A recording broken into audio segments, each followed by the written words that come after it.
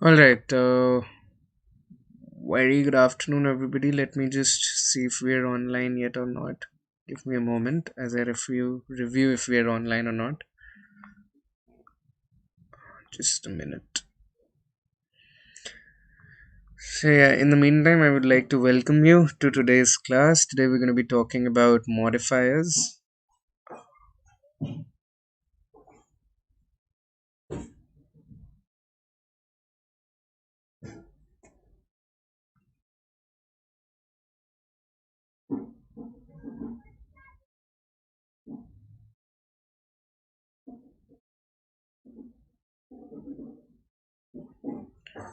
Yeah, we're online. Cool. So very welcome to you. Very good afternoon and a very welcome to you. Today we're going to be talking about modifiers and everything pertaining to modifiers. We'll be covering it all, right? We'll be covering it all, and the idea essentially is that here modifiers becomes a really important uh, part of the vocabulary portion, the grammar portion of uh, yeah, the grammar portion, the vocabulary portion of all management exams, right? You have a lot of spotting error questions, a lot of sentence correction questions, essentially catering to these areas. Yeah, so that's pretty much it. But as I said, before we delve into the nitty gritties of it, uh, I would like to give you an introduction. I'd like to give you an introduction to the Unacademy portal, the Unacademy platform. Unacademy is India's largest learning platform today when it comes to any kind of test preparation, right? And this YouTube channel is particularly for management exams such as your CAT, GMAT, NMAT, SAT, and the likes. I am Prankur Arora. I am essentially going to be your, instructor on this journey of learning. Yes, and I'll be catering to the verbal ability as well as the reading comprehension portions of these exams. And as I mentioned, today's class is pertaining to modifiers. Yeah.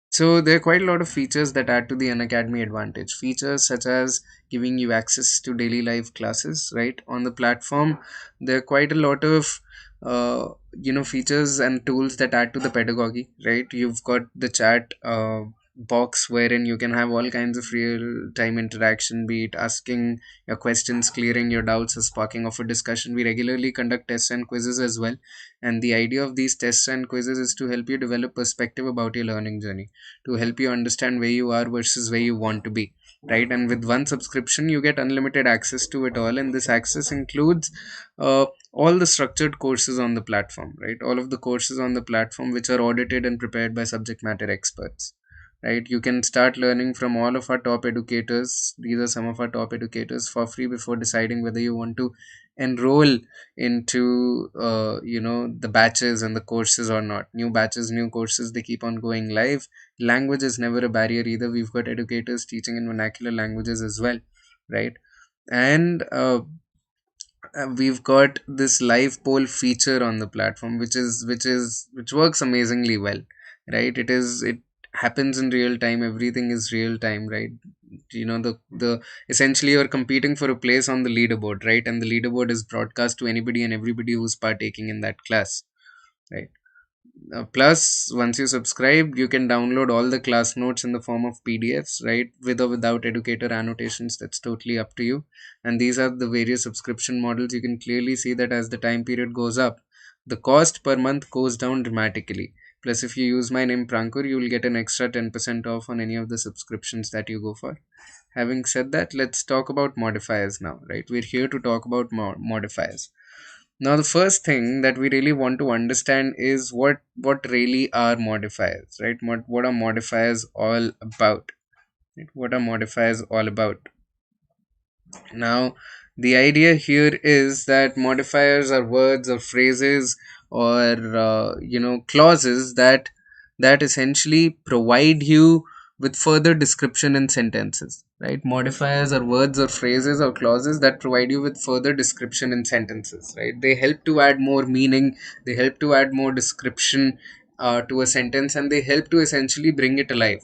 Right now, how do we do that? How do we manage to do that? If anybody here is an ardent reader, if you've read, you know, modifiers are immensely used, greatly used in fantastical literature, right? If you've any of you have read you know, Harry Potter series or Lord of the Rings series, the idea there is that you're creating a new universe, right? You're creating a new universe, and you have to make the reader feel as if they're present in that universe, right? So J.K. Rowling does that perfectly. If you pick out any paragraph from the Harry Potter books, you'll see the amount of modifiers they're using just to make you feel like you're there in Hogwarts, right? So I'll give you an example, right? I'll write down a sentence for you right here, and hope that'll make it even more evident, right? I flipped, as I flipped, uh, you know, the as I flipped through, as I flipped through the book, as I flipped through the book, uh, I was struck. I was struck by an idea,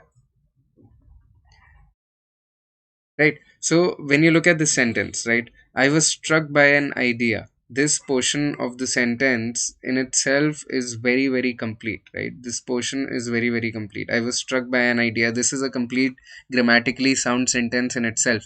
But this portion, as I flipped through the book, right? So we are describing when it was happening. As I flipped through the book, I was struck by an idea, right? So when I say that these modifiers are used to add more description, more meaning, more weight to a sentence, essentially all the questions such as the five W's and the H, five W's and H, right? What, why, when, where, what, why, when, where, um,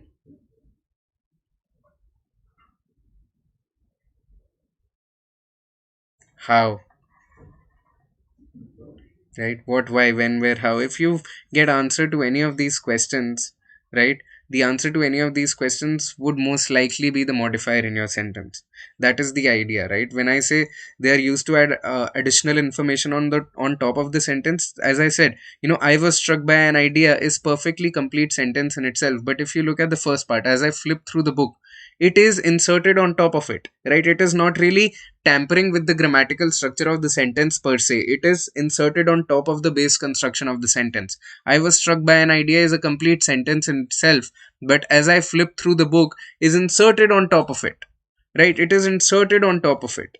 That is how modifiers function. They don't really tamper grammatically, but they provide you with with additional information. When were you struck by an idea? As I flipped through the book, that is when I was struck by the idea, right? So it is inserted on top of the base construction of the sentence, right? How do we identify them, and what are some of the rules pertaining to them, is something that we'll develop on now, right? How do we identify them? Now, if you look at the first kind of modifiers that I want to talk about, these are, this is the type 1 category, which is the dangling modifiers, right? What are dangling modifiers?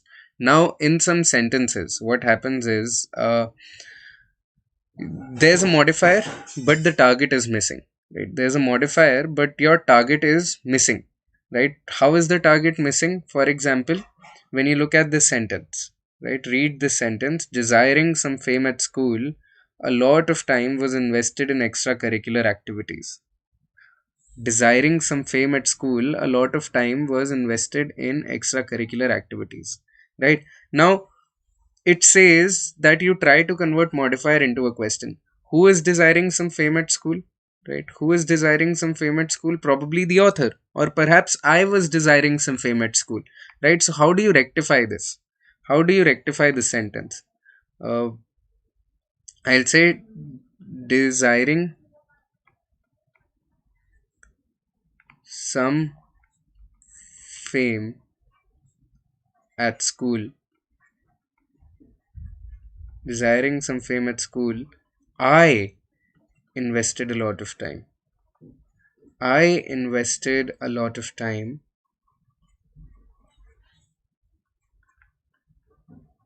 in extracurricular activities. So who is desiring some fame at school? I am desiring some fame at school. Like desiring some fame at school, I invested a lot of time in extracurricular activities.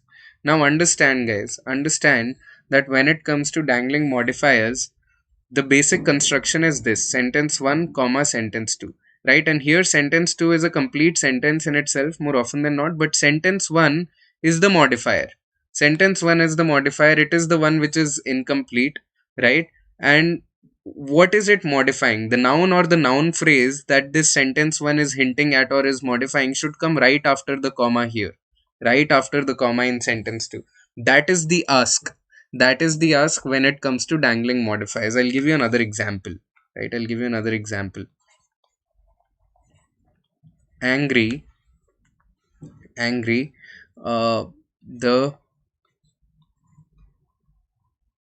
barricades um, were broken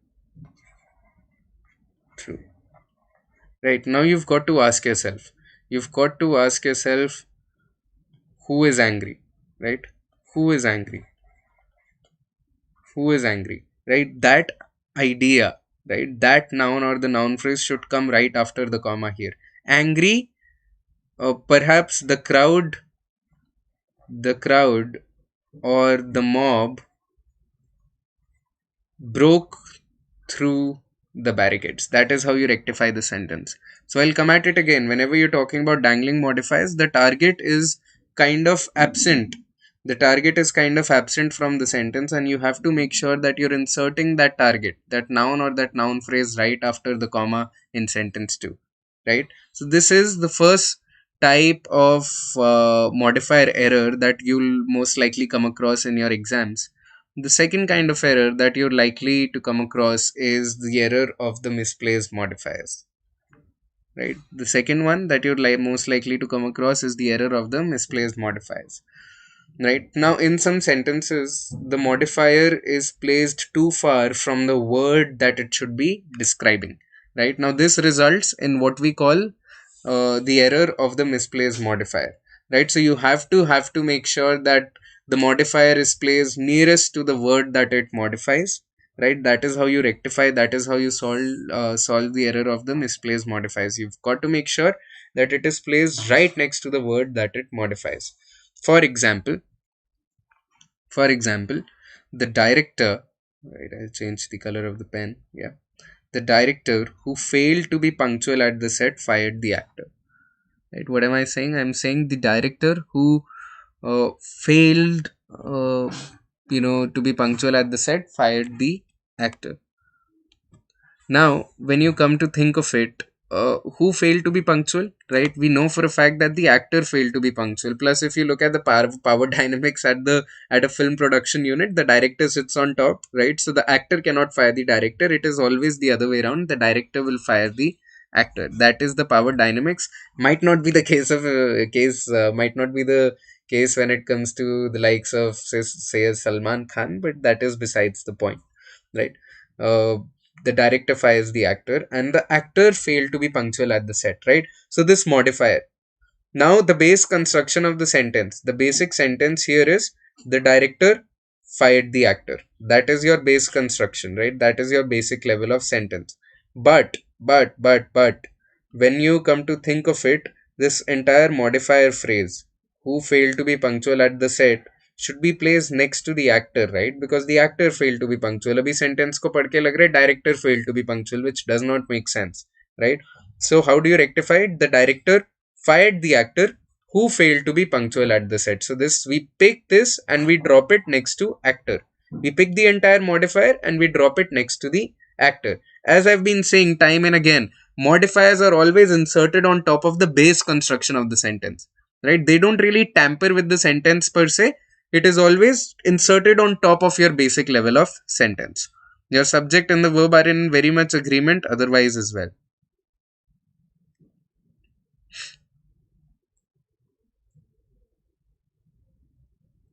Alright, now I'll give you another example.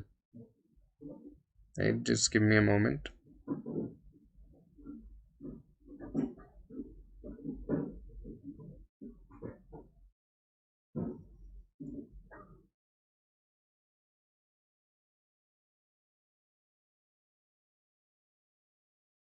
Yeah. So, for example, when you say something like, I'll write the sentence here for you.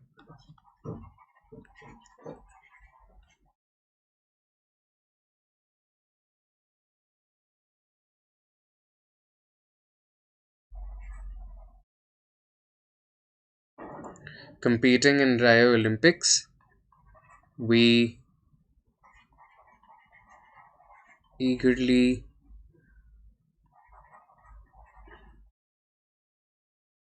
read news of the athlete. Right. Now, when you look at this sentence, competing in Rio Olympics, we eagerly awaited news of the athletes. Now, who is competing in Rio Olympics? Who is competing in Rio Olympics? इसको देख के लग रहा है we are competing in Rio Olympics, which does not make sense. It's the athletes who are competing in Rio Olympics. So how do you rectify this error? Competing in Rio Olympics is the modifier, right? So you pick it up and you place it next to athletes. We eagerly awaited news of the athletes competing in Rio Olympics, right? Competing in the Rio Olympics is your modifier. We pick it up and we drop it next to athletes. That is how you rectify such errors, right? I'll give you another example, right? Uh,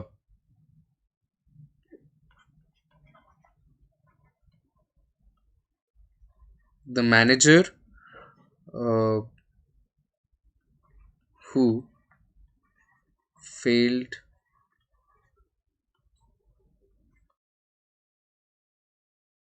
to meet the targets, manager who failed to meet the targets, uh, fired the exec. Fired the executive. The manager who failed to meet the targets fired the executive. Now, understand here, guys. Understand here that you're talking about somebody who failed to meet the targets, right? And again, understand the power dynamics here. Manager sits on top of the executive, right? तो manager ने executive को fire करा होगा, executive ने manager को नहीं fire करा होगा.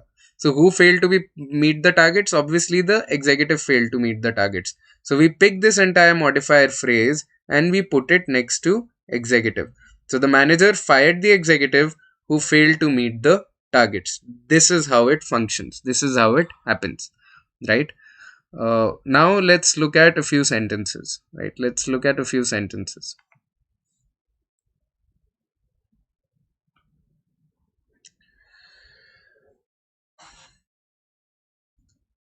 Look at the first one. She saw two little puppies chasing after a fox on her way to work. What are we trying to get at? We are saying she saw two little puppies chasing after a fox on her way to work, right? So we are talking about two little puppies, right? And we are talking about a fox, right? And we are talking about a girl who saw this happening, right? Now, logically speaking, the girl is on her way to work, right? Fox cannot be on her way to work. But sentence को पढ़ के क्या लग रहा है? Sentence को पढ़ के ऐसा लग रहा है कि fox is on her way to work, which does not make sense, right? Fox cannot be on her way to work. So, the ideal scenario here would be a perfect way to write the sentence would be she saw two little puppies, or rather she, we pick up on her way to work and we put it next to she, right? Rather, we put it next to she.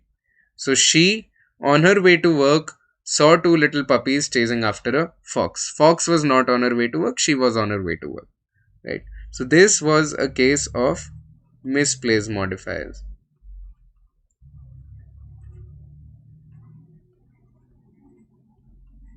This was a case of what? This was a case of misplaced modifiers.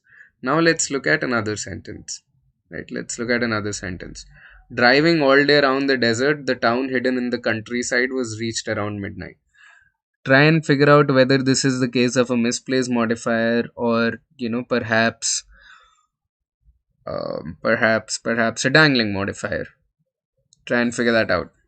Yeah, I'll give you 30 seconds. And then hit me up on the chat with your answers about how we can rectify it.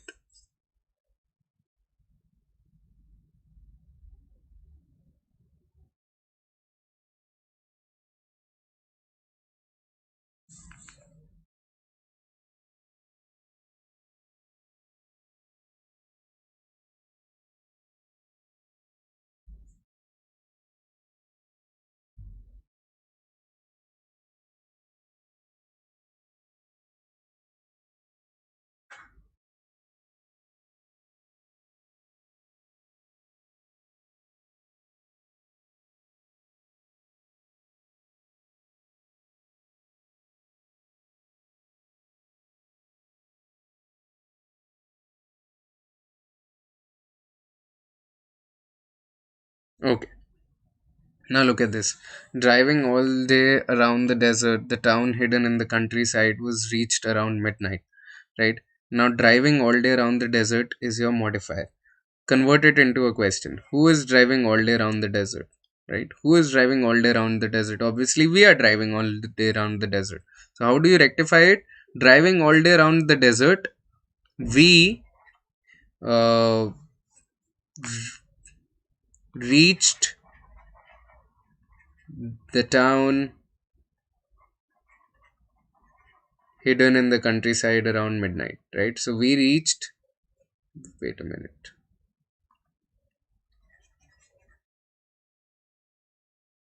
right? We reach the town, yada, right? So driving all day around the desert, we reached the town. So this particular sentence was the case of a dangling modifier. This was what? The first one was a misplaced modifier, this one was a dangling modifier, right? Let's look at the third sentence now.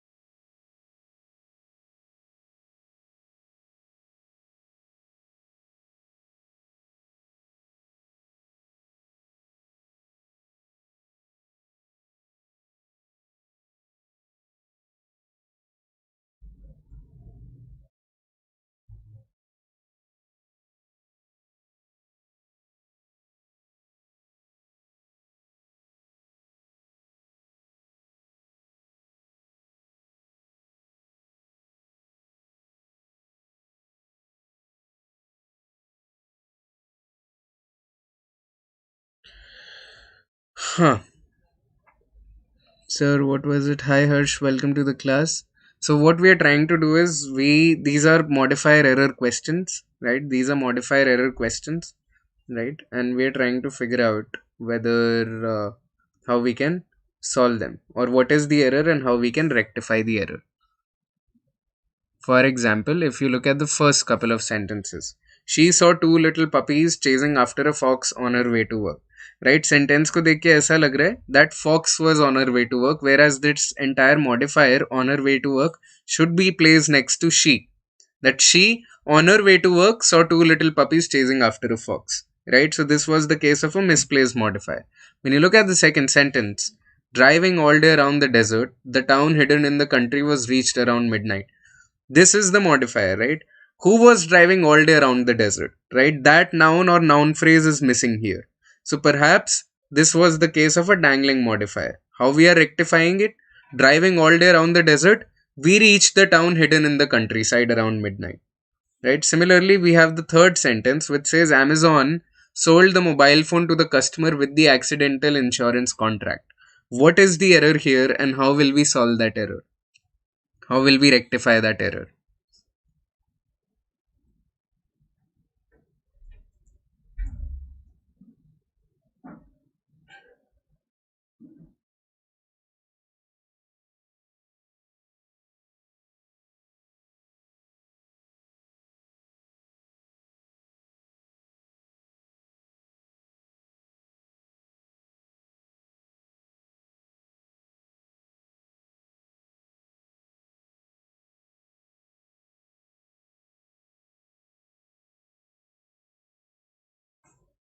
Right ऐसे देख के लग रहा है that the customer is with accidental insurance contract ऐसा तो है नहीं कि अमेजोन मार्केट में गया और उन्होंने पहले लोगों से पूछा कि तुम्हारे पास इंश्योरेंस है या नहीं अगर तुम्हारे पास इंश्योरेंस है तभी मैं तुम्हें फोन दूंगा right ideally it with the accidental insurance contract should be placed next to the mobile phone because mobile phone comes with accidental insurance, right? Customers don't come with accidental insurance.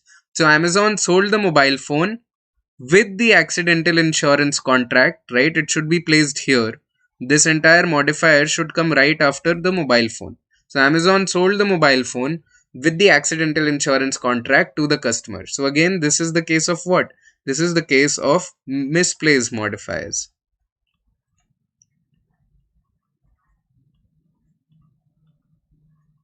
right? Now let's look at another question, right? Another sentence. Bachendri Pal became the first Indian woman to climb the Mount Everest in 1984. Right? Now, what is the meaning that this sentence is trying to impart? What is the significance of the sentence? The significance of the sentence is that perhaps Pal became the first woman ever to climb the Mount Everest, right? Which happened in 1984. So 1984 should be placed next to Bachendri Pal, right? Because when you say she was the first Indian woman to climb Mount Everest in 1984, it looks like other Indian women might have climbed the Mount Everest, say, in 1980 or 1985.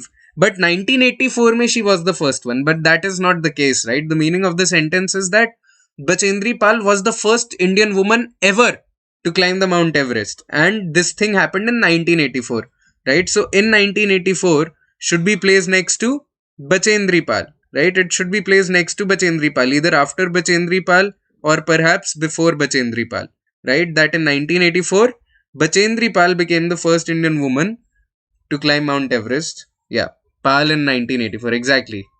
Exactly. Good job, Harsh. Now look at this particular question, right?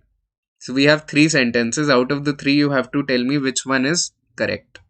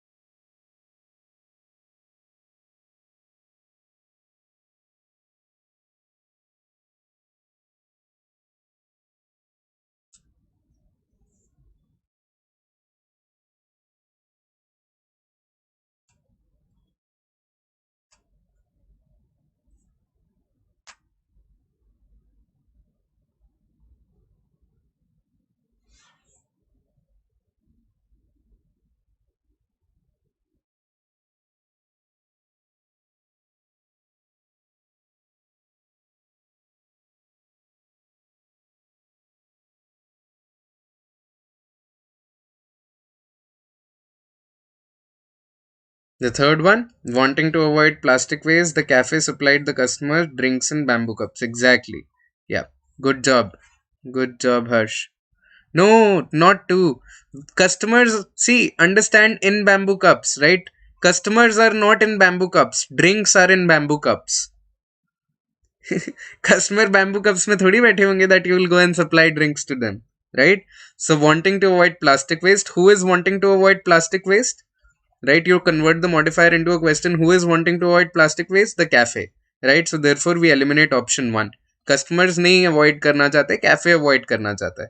And then customers are not in bamboo cups, drinks are in bamboo cups. Yeah. Let's look at another question, right?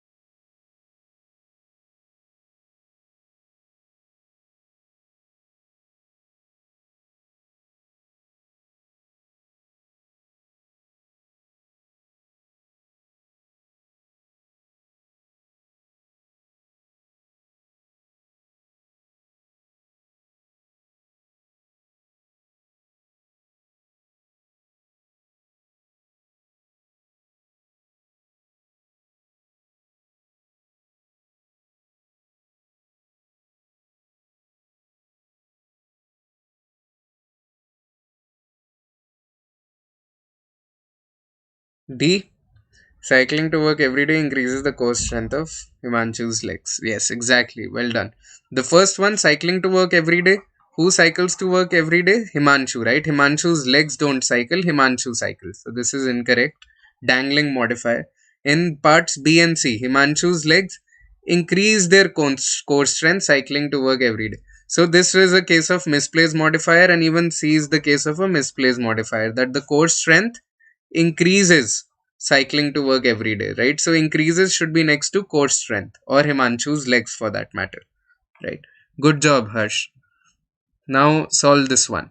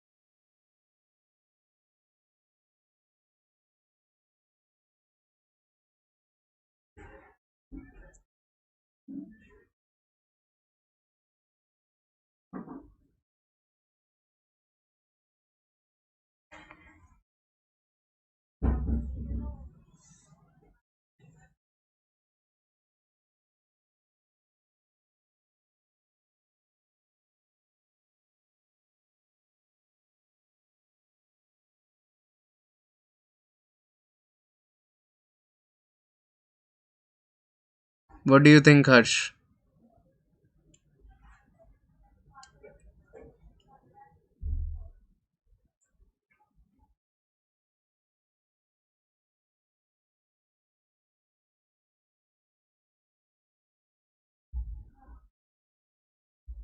So when you look at this, right, when you look at this, used until the end of Second World War. What was used until the end of the Second World War? That is something that you need right after the comma here, right? Special fighter pylons, they were used until the end of the Second World War and were employed by the Allied army to attack both.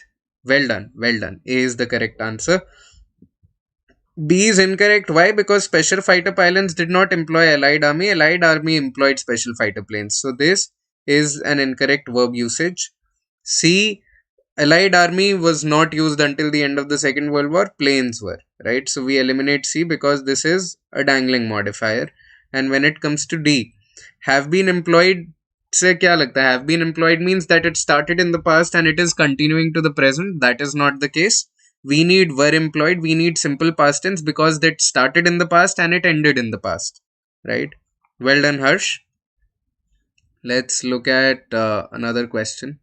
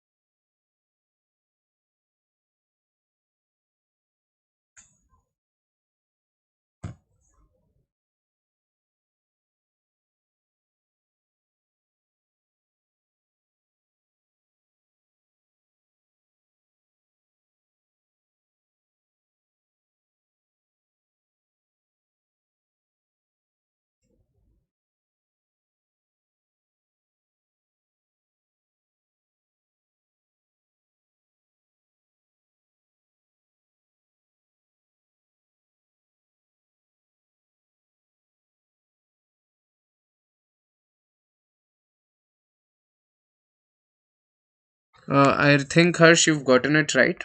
C is the correct answer, right? That occurred when they were children, right? We're talking about men and women, right? We're talking about uh, a plural subject, right? So we need a plural pronoun. Plus, we're talking about conflicts, right? That occurred when they were children, right? So the idea essentially is that that has occurred is incorrect because we're talking about conflicts. Conflicts is plural as well, and that is why we'll eliminate options D.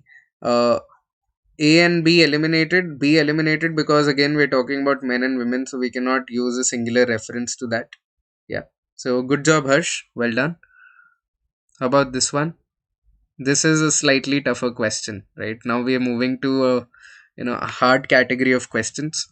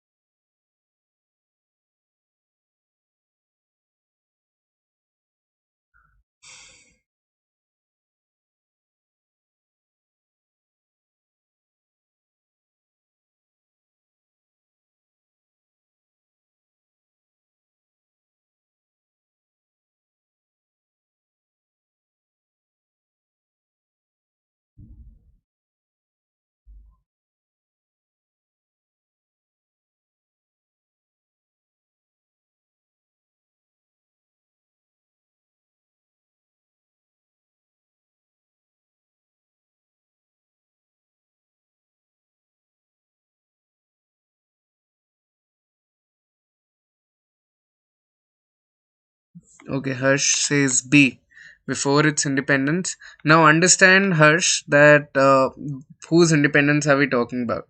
Right, the independence that we're talking about is of America, right? So we rule out option A. Now, when we're talking about America's independence, now America was a colony, right? And Britain was the colonizer. So, as a colony, should be placed next to what? Should be placed next to America. यहाँ पे as a colony is Britain, right? So this is the case of a misplaced modifier. This is what we call a misplaced modifier, right? As a colony is for America, it is not for Britain. So that is why we eliminate option B and we eliminate option C as well, because again, as a colony is next to Britain, whereas it should be next to America. So D is the only viable option. That before independence in 1776, America had been a colony of the British, who relinquished power only after a long struggle by the native people. All right. Hope you've understood this. Let's move on to the next question. Now, this is simpler. This is simpler than the previous one.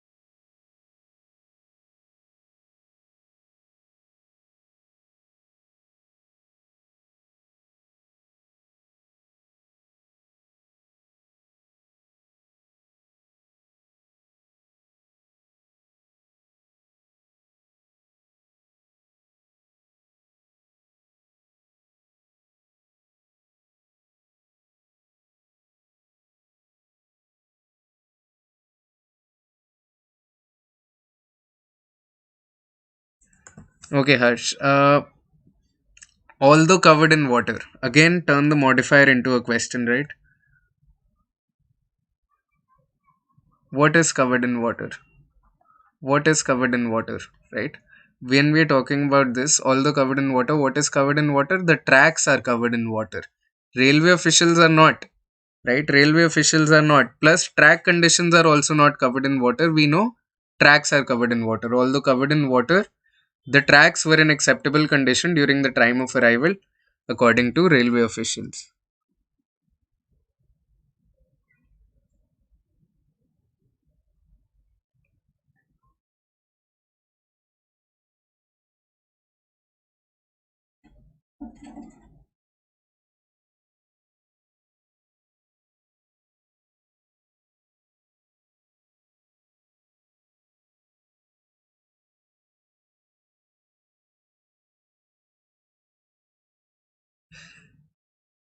Let's look at the next question.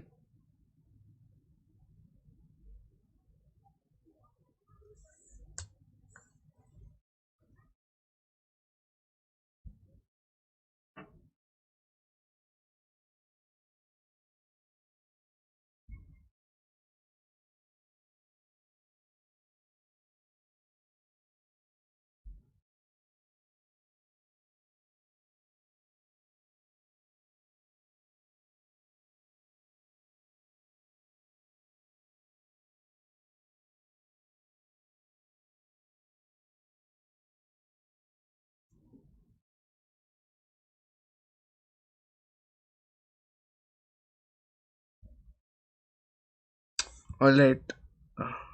I think it wasn't as visible earlier.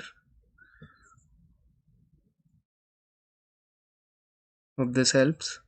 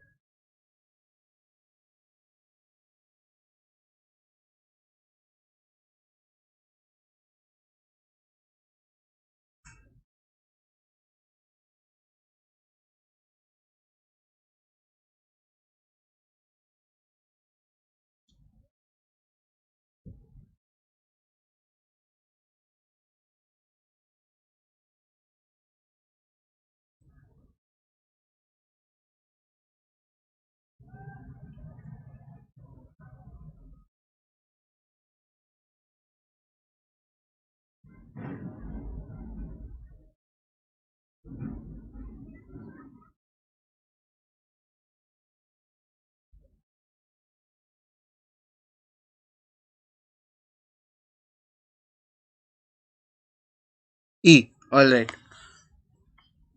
Butterflies come in more than 17,000 species, displaying a wing pattern unique to each. Now, understand what is unique. What is unique here, Harsh? Is the wing pattern unique or the display is unique? Right? Now, each of which displays a unique wing pattern. D is the correct answer. Why? Because in E, again, display is being termed unique. Here also, you're talking about display being unique, right? Plus, butterflies come in more than 17,000 species, displaying a wing pattern. Understand that we are talking about individual butterflies and their individual wing patterns, right? That is why we need each here, and we'll do away with options A and B. C and E we'll eliminate. Why? Because display